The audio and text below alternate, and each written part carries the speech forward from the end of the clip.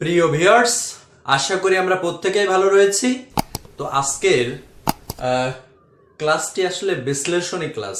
অতএব এর আগের যে ক্লাসটি আমি নিয়েছিলাম তার লিঙ্কটা দেখুন, এই আই বাটনে দেওয়া আছে, আপনারা সেখান থেকে গিয়ে কিন্তু এই ক্লাসটা দেখতে পারবেন। হ্যাঁ ভিউয়ার্স, তো আজকে আমি দেখাতে চলেছি যে কিভাবে অ্যাফার্মেটিভ থেকে নেগেটিভ করতে হয়। অবশ্যই এর আগের ক্লাসটা কিন্তু মাস্টারপিস ক্লাস ছিল, এই কারণ ওইখানে কিন্তু একটা বিশেষ টেকনিক অবলম্বন করা হয়েছিল এবং তারই ধারাবাহিকতায় আজকে এই ক্লাসটি। তো ভিউয়ার্স, চলুন কিভাবে অ্যাফার্মেটিভ থেকে নেগেটিভ আমরা করব। তো প্রথমে আমরা একটু ভেবে নিই যে অ্যাফার্মেটিভ থেকে নেগেটিভ কিভাবে করতে হয়। তো আমরা একটা বাক্য লিখি। প্রথমে দেখুন এখানে যে হি ইজ অ্যান অ্যাক্টিভ বয়, তো এটাকে আমার নেগেটিভ করতে হবে। তো দেখুন আমরা কিন্তু যে জিনিসটা করছি সেটা হচ্ছে চেঞ্জিং। তো এখন যে বিষয়টা হয়েছে, আপনার এই বাক্যটি চেঞ্জ করতে হবে কিন্তু অর্থ একই রকম থাকবে, যেটাকে আমরা ট্রান্সফরমেশন বলে থাকি। আপনি অর্থ একই রকম রেখে আপনি সেটাকে পরিবর্তন করতে পারবেন। তো দেখুন, যেহেতু এটা নেগেটিভ করতে বলছে, আমি এখানে কি করব, হি ইজ নেগেটিভ মানে অবশ্য নট লিখতে হবে। তো আমরা জানি ইজ এর পরে নট বসাতে হয়। হি ইজ অ্যান, এখানে অ্যাক্টিভ আছে, অ্যাক্টিভের বিপরীত শব্দ ইনঅ্যাক্টিভ, ইনঅ্যাক্টিভ বয়। তো এখানে যে ব্যাপারটা হলো একটু বোঝাই দিই। তো বলছে সে হয় একজন অ্যাক্টিভ, অ্যাক্টিভ মানে কি কর্মঠ বয়। তো ভিউয়ার্স, আমি যদি এখানে লিখতাম হি ইজ নট অ্যাক্টিভ বয়, তার মানে সে কর্মঠ বয় নয়। তার মানে প্রথম বাক্য যেটা মিন করছে, দ্বিতীয় বাক্য কিন্তু সেটা মিন করছে না, কিন্তু এখন কিন্তু মিন করছে। তো দেখুন, he is not an inactive boy. তো এবার বলছে দেখুন, সে কিন্তু ইনঅ্যাক্টিভ বয় না, তার মানে সে অ্যাক্টিভ বয়। আশা করি ভিউয়ার্স আপনারা বুঝতে পেরেছেন।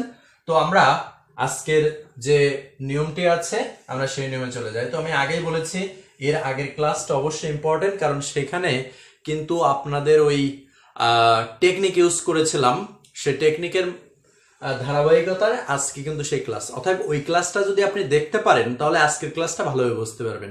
তো ভিউয়ার্স, আমরা সরাসরি ক্লাসে চলে যাই। তো প্রথমে যে নিয়মটাই আমাদের আছে ওই টেকনিকে যেটা ছিল, সামটাইমস থাকলে নট অলওয়েজ হবে। তো যখন আমি অ্যাফার্মেটিভ বাক্য থাকবে, অ্যাফার্মেটিভ, এটা কিন্তু অ্যাফার্মেটিভ বাক্য, দেখুন এর মধ্যে কোনো নট নাই। যখন আমি এটা নেগেটিভ করব তখন আমার কি অবস্থা হবে দেখুন, নট অলওয়েজ ইউজ করতে হবে। তো এখন আমি যদি বাক্যে নট ব্যবহার করি তাহলে নট কিন্তু একা একা বসে না, কার সাথে বসে, অক্সিলারি ভার্বের সাথে বসে।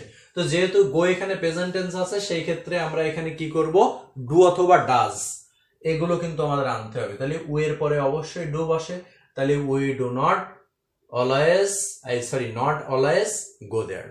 তো এবার দেখুন, অনলি থাকলে, ব্যক্তি থাকলে নান বাট, বস্তু থাকলে নাথিং বাট এবং সংখ্যা থাকলে নট মোর দেন শব্দটি বসে। Only god can help me, তো গডকে আমরা এখানে একটা ব্যক্তির সাথে তুলনা করেছি, এই জন্য আমরা এখানে নান বাট বসিয়েছি, আর যা আছে সব ঠিক আছে। তো এবার দেখুন এখানে সুইট, সুইট কিন্তু বস্তু, তো বস্তু হলে আমরা অনলির পরিবর্তে নাথিং বাট লিখি। তারপর দেখুন he is only 10 years old, তো 10 ইয়ার্স ওল্ড এটা কিন্তু একটা সংখ্যা বুঝিয়েছে।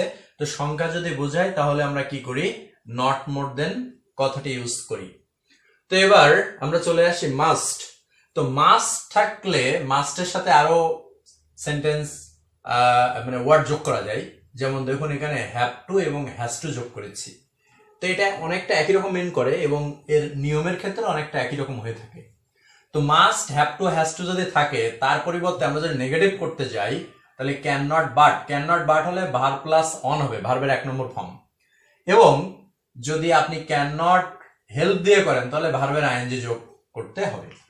হ্যাড টু যদি থাকে তাহলে আপনাকে কুড নট বাট ইউজ করতে হবে এবং কুড নট হেল্প ইউজ করতে হবে। যদি আপনি কুড নট হেল্প ইউজ করেন তাহলে ভার্বের আইএনজি ফর্ম বসাতে হবে। তো ভিউয়ার্স, আমরা এবার উদাহরণে চলে আসি।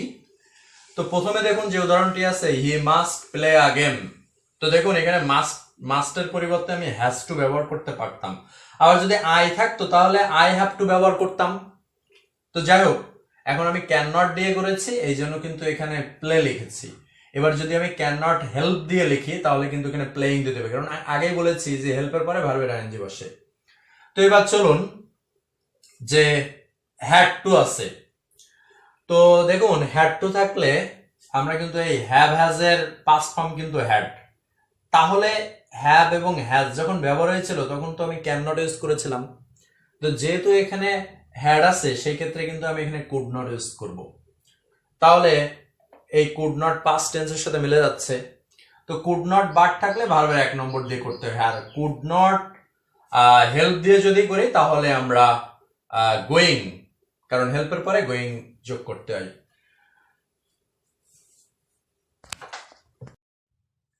তো মেনির পরে নট, যদি মেনি থাকে তাহলে নট আ ফিউ হয়। কেমন ভাবে ভিউয়ার্স একটু দেখুন, আই হ্যাভ মেনি ফ্রেন্ডস। তো দেখুন এখানে যে মেনি আছে, মেনির জন্য আমরা কি লিখবো, নট আ ফিউ এটা লিখবো।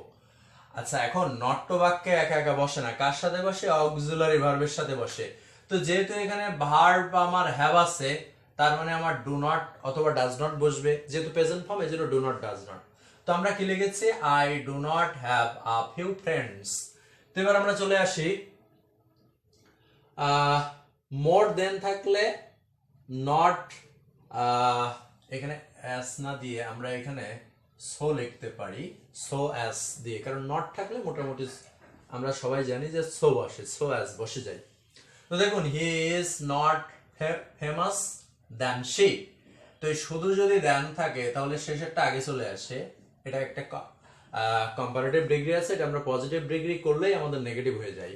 তো শির পরে ইজ নট বসে, তারপরে এই যে নিয়মে অ্যাজ ফেমাস অ্যাজ হি। তো আশা করি আমরা বুঝতে পেরেছেন। আ লট অফ মাস অথবা আ লট অফ এর জন্য নট আ লিটল বসে, যেমন হি হ্যাজ মাস ওয়াটার, এটা নেগেটিভ করতে হবে। তো ভিউয়ার্স নেগেটিভ করতে গেলে আমার নট বসাতে হবে, নট তো একা একা বসে না, অক্সিলারি ভার্বের সাথে বসে, হির পরে ডাজ বসে। আর এখানে হ্যাভ এর প্রেজেন্ট ফর্ম কিন্তু এই মানে মূল ফর্ম যেটা হ্যাজ এর মূল ফর্ম সেটা হচ্ছে হ্যাভ, তাহলে ডাজ নট হ্যাভ। তারপরে দেখুন মাসের জন্য আর লিটল বসেছে, আর অটার করতে অটার বসে গেছে। এভরি, তো এই নিয়মটা সবচেয়ে ইম্পর্টেন্ট নিয়ম, কারণ এই নিয়মটা অনেক জায়গায় আসে পরীক্ষায়, অনেক জায়গায় এই নিয়মটা এমন বলা যায় যেটা 90% পরীক্ষায় আসে। তো দেখুন এভরি থাকলে দেয়ার ইজ নো, তারপরে ডট ডট বাট।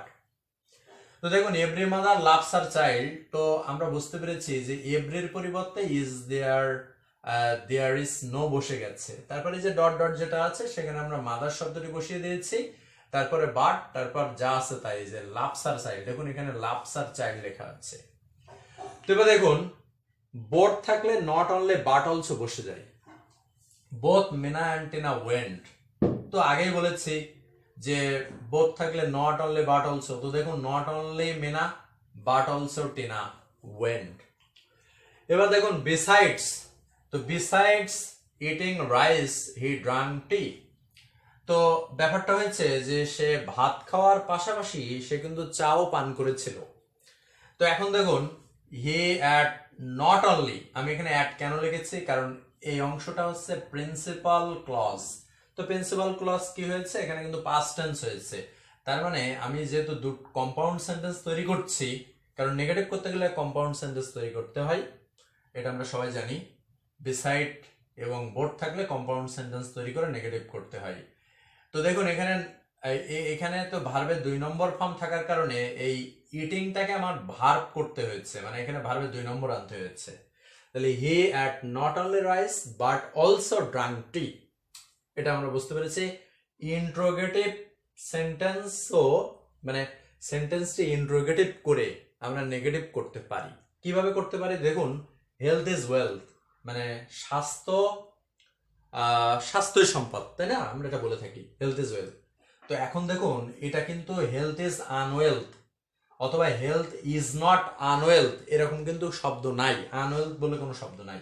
তো এটা তো আমার নেগেটিভ করতে হবে, সেন্স করে করতে হবে, অর্থ ঠিক থাকবে কিন্তু সেন্টেন্স প্যাটার্ন আলাদা হয়ে যাবে। তো কিভাবে করব, তো আমরা যদি এই ভার্বটাকে কাজে লাগাই, ইজ এন্ড হেলথ ওয়েলথ, তার মানে হেলথ কি সম্পদ নয়, অর্থাৎ স্বাস্থ্য কি সম্পদ নয়, এবার কিন্তু মিলে যাচ্ছে। তো দেখুন স্বাস্থ্যই কি সম্পদ নয়? হ্যাঁ, স্বাস্থ্যই সম্পদ। তাহলে কিন্তু আমি যে জিনিসটা বুঝতে পেরেছি আমরা, যে এই অ্যাসার্টিভ যে অ্যাফার্মেটিভ সেন্টেন্স আছে এটাকে যদি আমরা ইন্ট্রোগেটিভ করি, ইন্ট্রোগেটিভ নেগেটিভ করি, তাহলে কিন্তু আমাদের এই সেন্টেন্স নেগেটিভ প্রকাশ পাচ্ছে। তো ভিউয়ার্স এবার দেখুন জেনারেল সেন্টেন্স। তো জিতে জেনারেল ছিল, he is a bad boy. তো দেখুন সেন্টেন্স নেগেটিভ করতে গেলে ইজ এর সাথে নট বসাতে হয়, আমি বসিয়েছি। তো এবার সে হয় একজন ভালো বালক, তার মানে নট যদি আপনি লেখেন তাহলে এই ব্যাড এর বিপরীত শব্দ লিখতে হয়, সেটা কি গুড। তো হি is not a good boy মানে সে ভালো বালক নয়, তার মানে সে খারাপ বালক। তো আশা করি ভিউয়ার্স আপনারা বুঝতে পেরেছেন। আমরা পরবর্তী নিয়মে চলে যাই। তো দেখুন ফর দ্য লাস্ট টাইম থাকলে কি হয় আমরা যখন নেগেটিভ করব, তো নেভার অথবা সিন্স দেন হয়। তো এই বিষয়টা আসলে অনেক বইতে কিন্তু নাই, এই নিয়মটা নাই। তো আমরা একটু খেয়াল করি, I come here for the last time. তো এখন যেটা হয়েছে, এই ফর দ্য লাস্ট টাইম যদি থাকে তাহলে এই পাশে যদি প্রেজেন্ট টেন্স থাকে নেগেটিভ করার সময় ফিউচার হবে, এবং অ্যাফার্মেটিভটা যদি পাস্ট টেন্স হয় নেগেটিভ করতে গেলে সেটা প্রেজেন্ট টেন্স করতে হবে। ঠিক আছে, তো আমরা প্রথমে একটু খেয়াল করি। তাহলে এখানে দেখুন প্রেজেন্ট টেন্স আছে, তার মানে ফিউচার টেন্স আনতে হবে। তো ফিউচার টেন্সে উইল বসালাম, আই উইল। তো এখানে কি আছে দেখুন, আমি আগে বলেছি যে নেভার অথবা সিন্স দেন হয়। তাহলে এই যে নেভার কাম হেয়ার, তাহলে I will never come here. যদি আমরা একটু বাক্যটা ভালোভাবে বিশ্লেষণ করি, দেখুন আই কাম হেয়ার, আমি এখানে আসি ফর দ্য লাস্ট টাইম মানে আমি এইবারেই শেষবারের মতো আসছি, মানে আজ জীবনে কোনোদিন আসবো না। তো এখানে কিন্তু তাই বলছে দেখুন, সে আই উইল নেভার মানে আমি আর কখনোই ওখানে আসবো না। তার মানে এখানে শেষবারের মতো এসেছিল, এখানেও কিন্তু শেষবারের মতো সে আর কখনো আসবেই না। এবার দেখুন I saw him for the last time, তাহলে আই হ্যাভ নেভার সিন, আমি কিন্তু তাকে আর দেখিনি। হ্যাঁ, সিন্স দেন মানে কি ওই তখন থেকে, তার মানে আমি তাকে একবার শেষবারের মতো দেখেছিলাম। আর এখানে বলছে আমি আর কিন্তু আর তাকে ওই সেই থেকে আর কিন্তু দেখিনি। তার মানে বিষয়টা বুঝতে পেরেছেন। অল থাকলে নো হয়। তো দেখুন এখানে যেটা আছে এবং এখানে বিপরীত শব্দ হয়, আমি লিখে দিয়েছিলাম, ওখানে যে লিঙ্কটা আছে লিঙ্কের মাধ্যমে আপনারা দেখে নেবেন এর আগের ক্লাসে। তো ভিউয়ার্স অল ম্যান আর পোর, তো আমরা জানি অল থাকলে নো হয়, তারপরে যা আছে তাই, এখানে পোর থাকলে রিজ বসাতে হয় বিপরীত শব্দ। অলওয়েজ থাকলে নেভার এবং বিপরীত শব্দ বসে। তো দেখুন হি অলওয়েজ ফরগেটস মি, তো হি অলওয়েজ থাকলে নেভার বসেছে, তারপর রিমেম্বারস হচ্ছে ফরগেটস এর বিপরীত শব্দ, আর মি করতে মি বসে গেছে। অ্যাস থাকলে নট লেস দেন বসে, এটা খুব ইজি নিয়ম। তো দেখুন এখানে অ্যাস বসেছে, প্রথম অ্যাসের জন্য নট লেস, আর দ্বিতীয়টার জন্য দেন শব্দটি বসে। এটার আরেকটি নিয়ম আছে, তার চেয়ে নিয়মটা খুব সোজা। তো দেখুন no as soon as, no sooner had dot dot then. তো এখানে যে বিষয়টা হয়েছে অ্যাজ সুন অ্যাজ থাকলে নো সোনার হ্যাড বসবে। তো দেখুন এই যে অ্যাজ সুন অ্যাজ আছে, আমি এখানে নো সোনার হ্যাড বসিয়েছি। তো ভিউয়ার্স এখানে কিন্তু ভার্বের 2 নম্বর ফর্ম বসেছিল, তো এখানে হ্যাড বসার কারণে এখানে কিন্তু ভার্বের 3 নম্বর ফর্ম বসেছে, অর্থাৎ পাস্ট পার্টিসিপল ফর্ম। তারপর দেয়ার, তারপর আমরা কমার জায়গায় এখানে দেন বসিয়েছি, তারপরে এই পাশে যে প্রিন্সিপাল যে ক্লজ ছিল এখানে প্রিন্সিপাল ক্লজটা সরাসরি বসিয়েছি, কারণ আমরা জানি প্রিন্সিপাল ক্লজ কখনো পরিবর্তন হয় না। আ ফিউ আ লিটল, এটা একটু খুব মনোযোগী হতে হবে। তো দেখুন আ ফিউ থাকলে নট মেনি, তো যেগুলো আমরা গণনা করতে পারি তার আগে কিন্তু আ ফিউ অথবা মেনি শব্দটি বসে। যেমন এই যে এখানে দেখুন হি বাইস আ ফিউ পেন্স, পেন্স কিন্তু গণনা করা যায়, এই জন্য তার আগে ফিউ বসেছে। দেখুন পেন গণনা করা যায়, তার আগে মেনি বসেছে। এবার দেখুন আ লিটল থাকলে নট মাস, তো লিটিল এবং মাস সেই ধরনের নাউনের আগে বসে যে নাউনগুলো গণনা করা যায় না। তো দেখুন এখানে ওয়াটার কিন্তু গণনা করা যায় না, এই জন্য তার আগে মাস বসেছে। আর এখানে সরি, এখানে আমি একটু ভুল করে ফেলেছি, এটা হবে LITTL, লিটল, লিটল ওয়াটার। তো দেখুন লিটল থাকলে আমরা মাস ব্যবহার করি, কিন্তু এখানে বোঝার একটা ব্যাপার আছে ভিউয়ার্স, একটু দেখি। তো এই সেন্টেন্সে নেগেটিভ করতে হবে, তো নেগেটিভ করতে গেলে নট আনতে হয়। এখন নট কার সাথে আনবো? এই যে ভার্বের শেষে যখন এস বাই এস হয় তখন তার অক্সিলারি ভার্ব ডাজ হয়, আর ডাজের পরে নট বসাতে হয়, কারণ নট অক্সিলারি ভার্বের সাথে বসে। আচ্ছা, হয়ে গেল। ফিউ ফিউ থাকলে মেনি হয়, তারপর পেন করতে পেন। আশা করি বুঝতে পেরেছেন। এবার দেখুন, he drinks a little water. তো এখানে যে বিষয়টা হয়েছে, সেন্টেন্স তো মাইনাস করতে হয়। তো এখানে দেখুন ড্রিঙ্কস আছে, তো ড্রিঙ্কস হলে আমি এখানে ডাজ বসাবো, কারণ নট তো অক্সিলারির সাথে বসে, এই অক্সিলারির সাথে আমি বসিয়েছি। তারপরে এখানে কি আছে, ড্রিঙ্ক করতে ড্রিঙ্ক বসে গেল। তো এখানে আ লিটল আছে, তো আ লিটল যদি থাকে তাহলে মাস হয়, কারণ এই লিটল আর মাস সবসময় আনকাউন্টেবল, অর্থাৎ যেগুলো গণনা করা যায় না তারপরে আমাদের বসাতে হয়। তো ভিউয়ার্স, যারা এসএসসি পরীক্ষার্থী আছেন বা জেএসসি বা ইন্টারমিডিয়েট, তাদের কিন্তু এই প্যাটার্নগুলো আসে, এবং যেহেতু আহ, একটু হাই লেভেল মানে এখানে অনেকগুলো নিয়মের তৈরি, তো আশা করি আপনারা বুঝতে পেরেছেন। আমরা পরবর্তী নিয়মে একটু চলে যাই। তো 18 নম্বরে আমরা যদি চলে যাই, তো দেখুন অলমোস্ট থাকলে দেয়ার ইজ হার্ডলি হু, এই নিয়মটাও কিন্তু আসলে সচরাচর কোনো বইতে নাই। তো ভিউয়ার্স, তো আমরা দেখি এটা কিভাবে করতে পারি, যেহেতু এটা নতুন নিয়ম, আমি একটু সময় নিয়ে করছি। তো দেখুন, এর উদাহরণটা হচ্ছে এরকম, অলমোস্ট এভরিওয়ান এনজয়স টি, তো there is hardly anyone. ঠিক আছে, আমরা এই যে অলমোস্ট থাকলে দেয়ার ইজ হার্ডলি, তারপরে সেই সাবজেক্টটি আমরা এখানে বসিয়েছি, এই যে এভরিওয়ান থাকলে আমরা এনিওয়ান বসিয়েছি, হু থাকলে এই হু বসিয়েছি, যেহেতু এটা ব্যক্তি বুঝিয়েছে এই জন্য ব্যক্তির জন্য হু বসিয়েছি। আর সেন্টেন্স যেহেতু নেগেটিভ করতে হবে, তো যেহেতু এখানে এনজয়েস আছে এই জন্য আমাকে ডাজ নট লিখতে হয়েছে, তাহলে ডাজ নট এনজয় টি। এবার দেখুন, দেন থাকলে নট অ্যাস অথবা নট সো অ্যাস, তো এর মাঝখানে যেটা বসে সেটা হচ্ছে অ্যাডজেক্টিভ, আপনারা সবাই জানেন। তো আমরা যদি এই নিয়মটা একটু করি তাহলে কি হয় দেখুন। তো এখানে উদাহরণটা আমি দেইনি, উদাহরণটা আমি দেওয়ার চেষ্টা করছি, সবাই একটু দেখবেন। যেমন he is BETTER better than I. তো আমরা কি করলাম, এটা নেগেটিভ করতে হবে, নেগেটিভ করতে গেলে আইটা আমাদের সামনে চলে আসবে, আর যেহেতু হির পরে ইজ বসেছিল, এবার আমার এখানে এখানে অ্যাম বসবে, অ্যাম। তো যেহেতু নেগেটিভ সেই ক্ষেত্রে নট বসবে, নট অ্যাস। তো এই নটের সাথে কিন্তু সোটা বসে বেশি, আর বেটারের ফর্ম হচ্ছে গুড, পজিটিভ ফর্ম গুড, আর শেষে কি আছে এখানে অ্যাস, তারপর শেষে আছে হি। তো ভিউয়ার্স, এটা পজিটিভ, এটা কম্পারেটিভ ছিল, আমরা এটা পজিটিভ ডিগ্রি করেছি। দুইজনের মধ্যে তুলনা হলে যে ডিগ্রি আমরা করি পজিটিভ, কম্পারেটিভ থেকে পজিটিভ, এটা করলে আমাদের অ্যান্সারটা হয়ে যায়। এবার দেখুন টু টু, এই নিয়মটাও আমাদের পরীক্ষায় কিন্তু বেশি আসে।